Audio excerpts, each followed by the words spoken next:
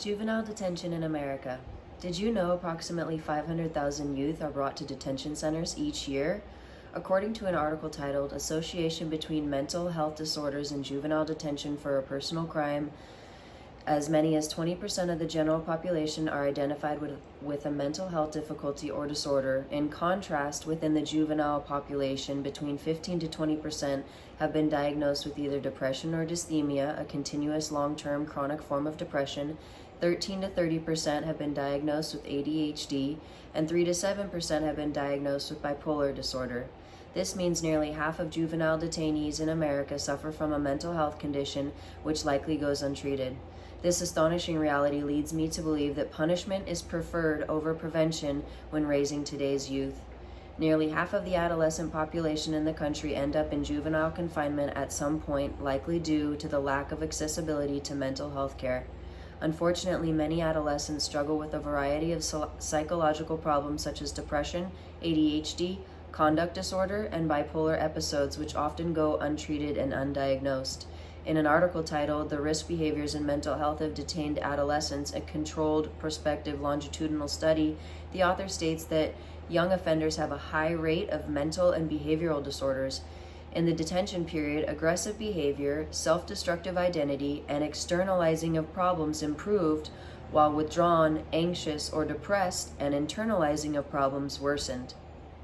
Furthermore, many adolescents struggle with socio-emotional problems, like fitting in with peers, concerns with identity, and perfectionism. These feelings can lead an individual to self-harm or become suicidal if not properly diagnosed or treated. Self-mutilation seems to have become more common. Self-harm is typically done in secret and positioned on locations of the body less visible to others. It is not a mental illness, but a behavior that indicates a need for better coping skills.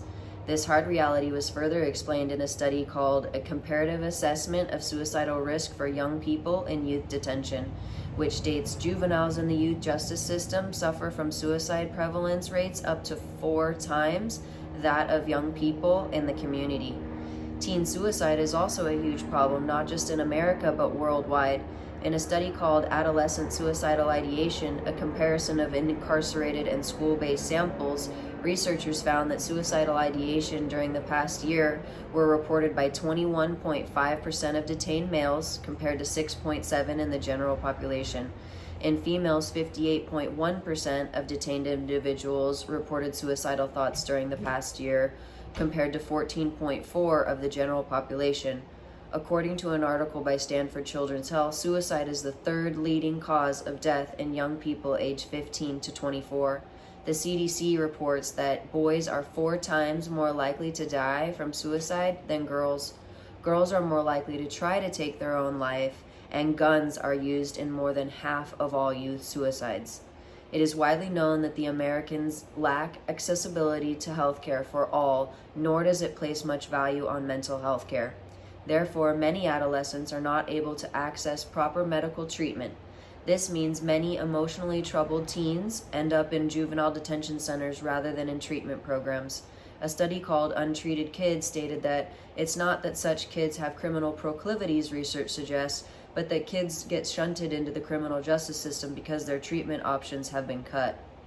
I strongly believe the accessibility and quality of care around mental health should be a top priority, not just in the juvenile detention center, but in the medical health industry. I feel we should be spending much more time and resources on preventative care by providing benefits packages that include mental health care. I believe psychologists, psychiatrists, and counselors should be provided in all schools and available to all ages. I believe these professionals could have a lasting effect on the youth demographic specifically. Adolescence is such a trivial and often difficult part of a person's life, and children tend to struggle with how to process, react, or handle situations. When compared to the cost of crime and incarceration over time, juvenile detention is not a cost-effective way of promoting public health or safety. More focus must be placed on the importance of treatment and rehabilitation while in juvenile detention.